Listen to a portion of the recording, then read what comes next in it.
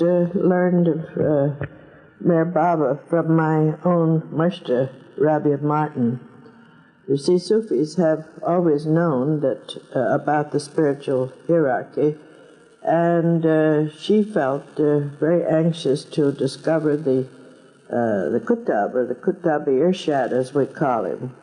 And when she met Princess Machiavelli and Elizabeth Patterson, they assured her that Meher Baba was the central figure, and she went back to New York to live among them and meet such people as had met Baba, because she felt a great responsibility. In other words, she wanted to have some conviction herself about him before she told her Marids, because she would be responsible for what she told them also. And I was in charge of her classes while she was there for about a year.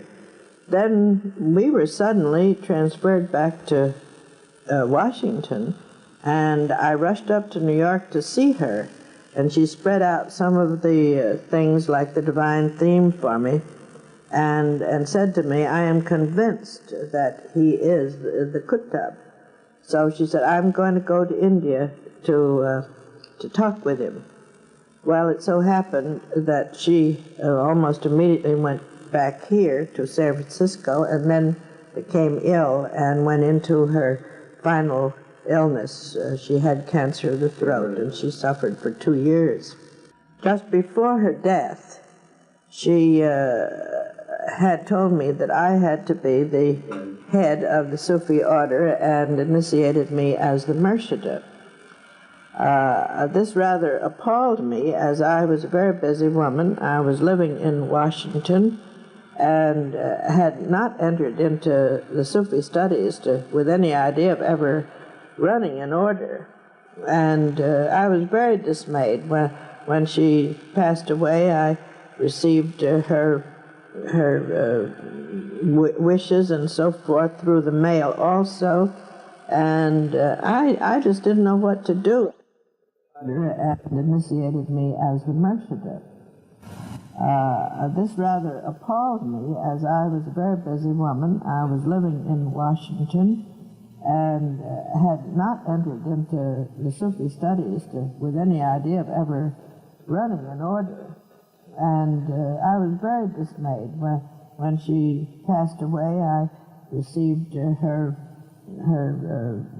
wishes and so forth through the mail also, and I just didn't know what to do.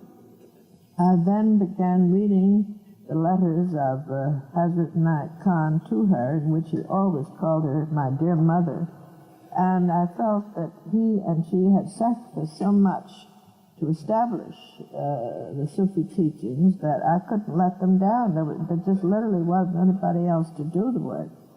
So I thought to myself, well, I must go to India to see this man that she has talked to me about. So in the meantime, my daughter and I met Elizabeth Patterson and Narina Machiavelli, and later Mirji Karkarya came to the States, and we talked with him and Darwin Shaw and others of those who had been with Baba before our time. And when Mirji came, he suggested to me that he would be seeing me in India before long, and I thought this was totally impossible. But suddenly that fall in 1947, my husband came home and said, how would you girls like to go to Arabia with me? So we went to Arabia with him, and he didn't want us to go to India to meet Baba, because all of the Hindustanis and Pakistanis were killing each other on the platforms and streets and so forth. It was their big fight over the partition. But I guess it was Baba's grace. He was suddenly called to New York, and we chased off to India, no matter what happened. And then Mirji drove us up to Merzad, where we spent almost a week with the master. I was really very frightened on the way up. I was frightened because I thought, if he isn't what I've been searching for, then what am I to do? Where can I look? And so when it came time that afternoon to be brought to him, he was staying in this little hut down in the middle of a large grain field, away from the main house. I was really in a state of excitement, and we got into the car and were taken down about the equivalent of a city block or so, and I suddenly started to weep, and I cried my eyes out, and I was so angry with myself, thinking, well, meeting a master in this kind of a mess, you know. My daughter had really gone along to make sure that I didn't get taken in by some bogus swami or something. She was 18. Well, meeting a master in this kind of a mess, you know. My daughter had really gone along to make sure that I didn't get taken in by some bogus swami or something. She was 18 and going to Bennington College at the time. So she was still quite in full control. And we were ushered into this one little room, and the only furniture in it was a gadi up at one end, on which Baba sat in the lotus position, as I remember, and he had this great bush of brown hair, curly hair all over his shoulders, and to me his eyes looked as big as moons, and I could have fallen right into them. And it was the only time during that stay with him that we ever got a chance to look into his eyes, because he was at that time tremendously charged, because he had interrupted his must work to let us be with him. And so there were two little tiny benches there in the room, and Sharman and I sat down on one of those. And he motioned to me to come up and sit on the corner of the gadi with him. And he said to me, "You're confused. What are you confused about?"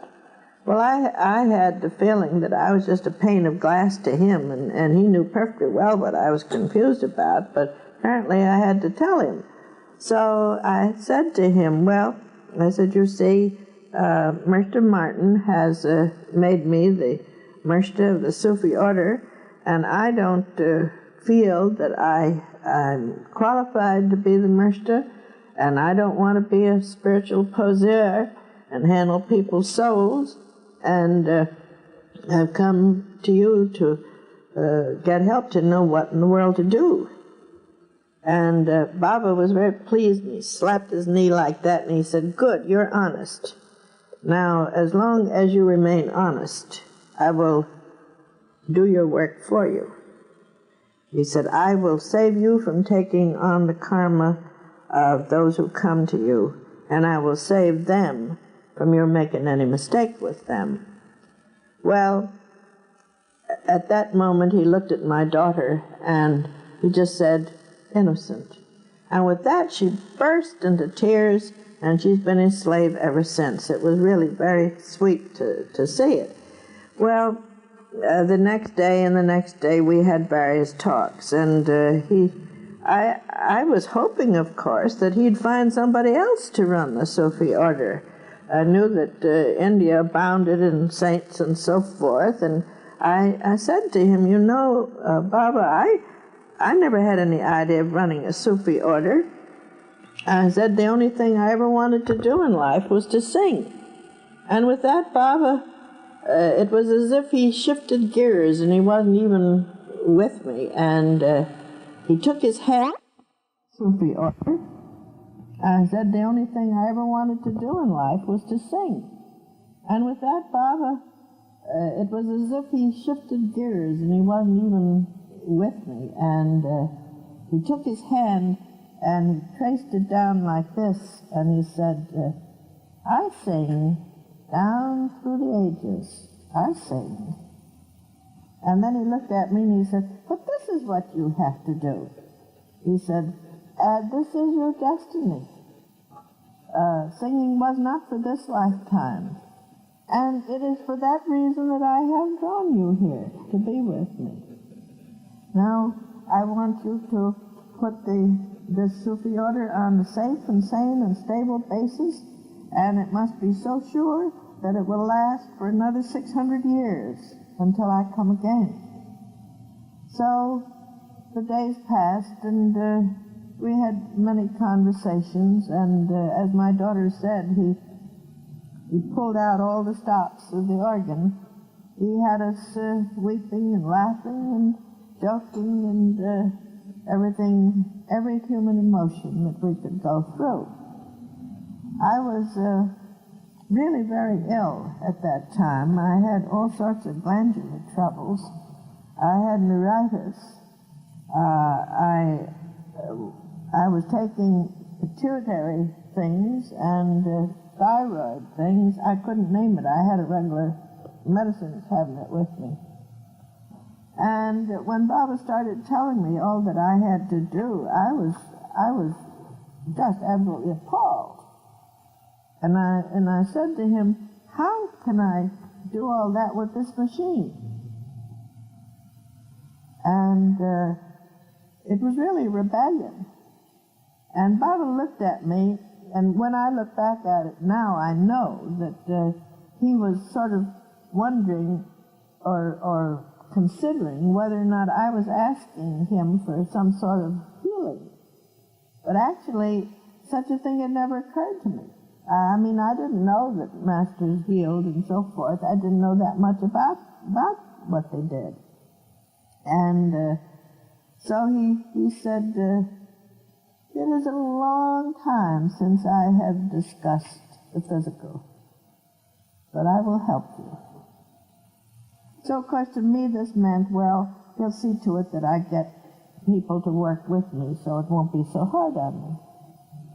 But the next day, as a matter of fact, that evening, he sent word to us and he said, tomorrow I want you to not talk about anything serious like politics or God. And the next morning at breakfast, I was having breakfast with Norina and Elizabeth and Dr. Duncan.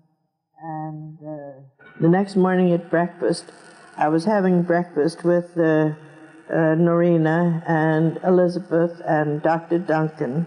And Sherman and I, we all sat in the garden and ate very early in the morning. And for some reason or other, something came up about war.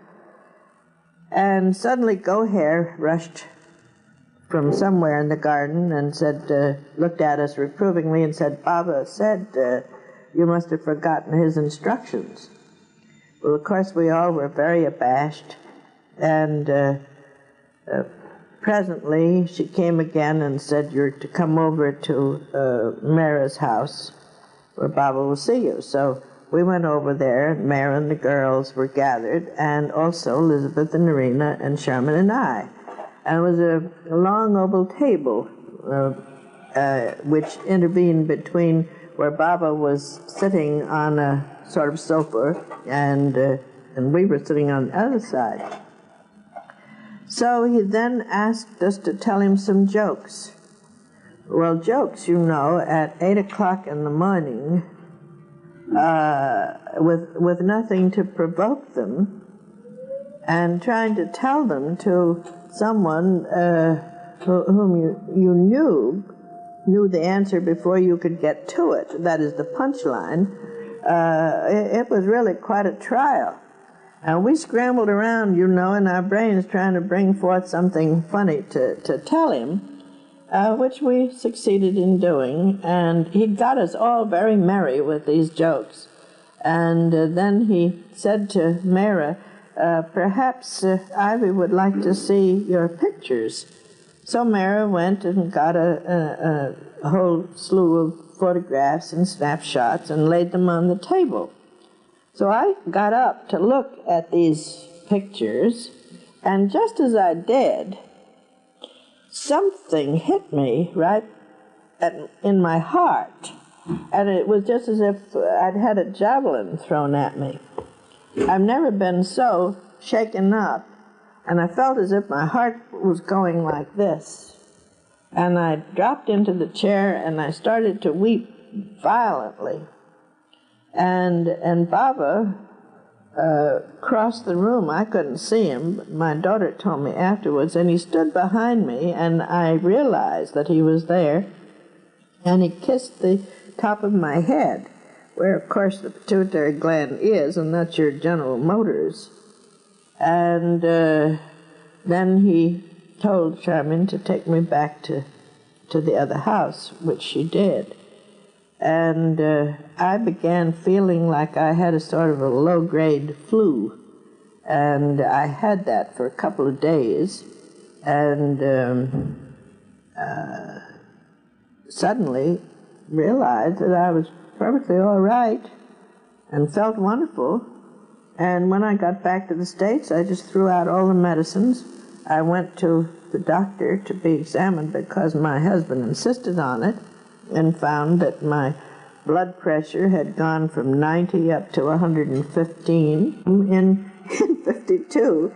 And I was so shocked to see him at that time because he was so different. You see, when we saw him, he had allowed himself to put on weight and get... And everything about me was perfectly all right. So, although Baba always claims he doesn't do any miracles, I know that he does.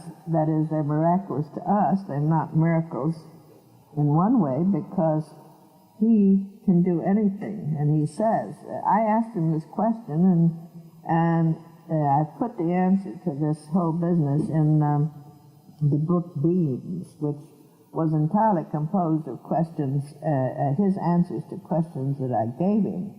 And in that he explains that as the avatar, he handles all these great supervening laws which are above our gross laws, and therefore anything he does is not a miracle, but if we tried to do it, it would be a miracle.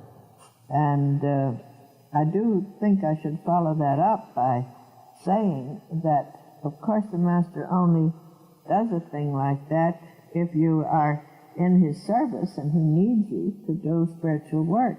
I mean, his healing would have to be a spiritual healing, you know, and not just a physical one. And the fact remains that 2 years later, I had a bad fall in my apartment and smashed up one foot, which laid me up for months. And then a year later I came out here and I had another fall which cracked my leg and my ankles, and they say it's a miracle that I can walk at all. And when Baba was in the hospital in Prague, you know, when he had his big accident there, the first thing he did was to send for Charmian and me to come. And when I was with him then, he asked me how long it had taken me for my leg to heal. What I'm trying to say is that I could function with broken legs, but I couldn't function with the difficulties that I had when I first saw him. Then, of course, after 47, I didn't see him again until he came in 52 to Myrtle Beach. And we've had a little joke about it because when we came back from that first trip, somebody asked me, what did Baba look like? And I said, well, he's about 6 feet tall, and he strides like a lion. And my daughter looked at me, she said, what are you talking about? I said, well, he is. Why, Mother, he isn't any taller than you are. I said, you're crazy. And this went on until we saw him again in 52. Now, I must have seen his light, you'll see, or something, because to me he was 6 feet tall until it came in 52. And I was so shocked to see him at that time because he was so different. You see, when we saw him, he had allowed himself to put on weight and get rather in 52. And I was so shocked to see him at that time because he was so different. You see, when we saw him, he had allowed himself to put on weight and get rather stout, in a sense, because he knew he was going to have 2 years of starvation and wandering and so forth. And so when we saw him in 52 and we were taken into the cabin there, he said, don't you think, we began to cry, and he said, don't you think I look well? Everybody says I look fine. And of course Baba had always said we had to be absolutely honest. And I said, well, no, Baba. And we could see how hard the new life had been on him and what a toll it had taken. Yes. So then in 58, we were transferred, my husband and I, out to San Francisco. And so I was glad to be back where we had started. And to go back to 1952, there was an amusing little thing which happened. I had asked my husband to come to Myrtle Beach to meet Baba and pay his respects, and he had promised to do so. But I knew that he'd had to go on a business trip to Florida, and I was getting a little nervous as to whether or not he was going to make it in time. And Baba, of course, realized this, and so he kind of teased me, you see, and he said, you love him very much, don't you? And I said, yes, Baba, I do. And he looked at me, and he said, if you only knew how many husbands and wives you've had down through the ages, you really wouldn't worry that much about this one. I often tell that when people get into disputes and things. But in 1958, as I said, we came back here, and we had a small Sufi center down on 406 Sutter Street, just three little rooms, and I was getting very disconsolate because it seemed to me as if we weren't going to grow. In 1952, Baba had said to me, next year there'll be thousands coming to you. And I kept waiting for these thousands, and just nothing happened. Well, Joe Harb and Dr. Heyman went to India at one time just before this, and Baba asked how I was, and Joseph said to him, well, I think she's a little troubled because she works so hard and doesn't seem to get too many results. And Baba stopped dead in his tracks and said, well, but she can't. It isn't the time. So then he wrote me a very sweet letter and reminded me that he wanted the Sufi order to last for 600 years, and that if a tree was to grow very tall and big, it had to have very strong and deep roots. And the same thing held true with the order, that what we had been doing was putting down roots. And when the time came, why, everything would go the way we had hoped. Well, of course, what we were really waiting for, I think, was for the crop of war babies from the 42 war to grow up, because most of my students were born in 41 or 42 or 43, and I always feel they're going to be the new humanity. And of course, when they first started pounding on the door, it was very startling to me to see them coming, just as it seemed, in hordes. And from then we had to move into our present center, and then we had to keep renting one room after another till we had the whole floor at 1290 Sutter. And there's a rather interesting thing about this, too, because Joseph Harb and I were looking so hard to find a place for our center with a big enough meeting room that we could get. It's a rather interesting thing that Joseph and I, when looking for a place to have the center that we could get into at night, which is rather difficult, and we have classes every night of the week, we found this place, and we took it. And when I wrote to Elizabeth Patterson saying that now the Sufi Center would be at this address, she wrote back to me and she said, you have come full circle, because it was in that building, in the auditorium, that Narina gave her first lecture about Baba in San Francisco. And we're feeling a bit mournful about it, that now we have 200 Marids, and we can't hold any more in our big meeting hall, and therefore we're going to have to find something else, and we're feeling rather desperate about it. But I always keep remembering that Mani told me one time that when God wants you to ride, he gives you a horse. So right now I'm looking for my horse. And one of the youngsters, you can see it on my desk there, gave me a black button with a white horse on it, and it says horsepower on it. So I wear it once in a while. It's really quite amusing. We are, of course, now, Don and Lud and I are working on the next edition of God Speaks. We were hoping to have a great deal of new material in it, which Baba promised to us, but we're not going to be able to put too much new material in it because Arish showed us his notes where Baba had said he should talk to him later about this, or next month I will give you points on that, and so forth. And then Baba's work consumed him, and he never did get around to explaining these points that we had particularly hoped to get more light on.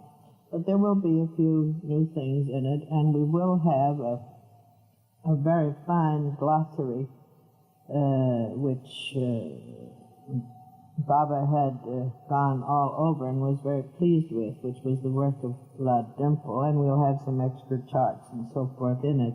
And of course that will have to be the final edition. And